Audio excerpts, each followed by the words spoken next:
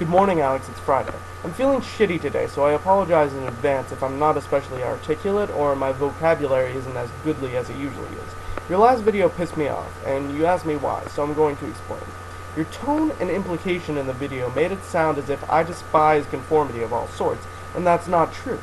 Conformity is a necessary part of life. As you said, it's how we survive in a world where sticking out makes you an easy target. The people who parade up and down the streets talking about how conformity is horrible don't really make any sense to me. They're simply conforming to the idea that conformity is bad. However, I think it is important to note that conforming or non-conforming doesn't really matter. What truly matters is what you conform to. What your ideals are and what you think are far more important than whether you are conforming or not, or at least they are to me. You said in your video, your vote doesn't matter because it just doesn't need to, and I think this sentiment is fairly widespread amongst most Americans. Why should I care about other people when I can consume media, entertain myself, and work without government intervention?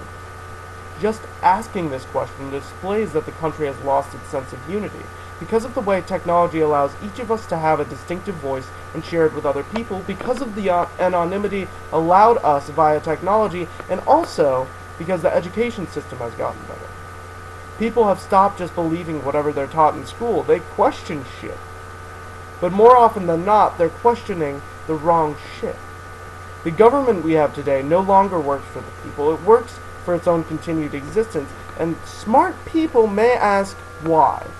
And it's because of our apathy. And that pisses me off. Because you can make your vote matter. You can make your voice heard, but you are simply too lazy to give a shit. Alex, an audience, the world can change because of you. Because of you fighting for those things that you care most about.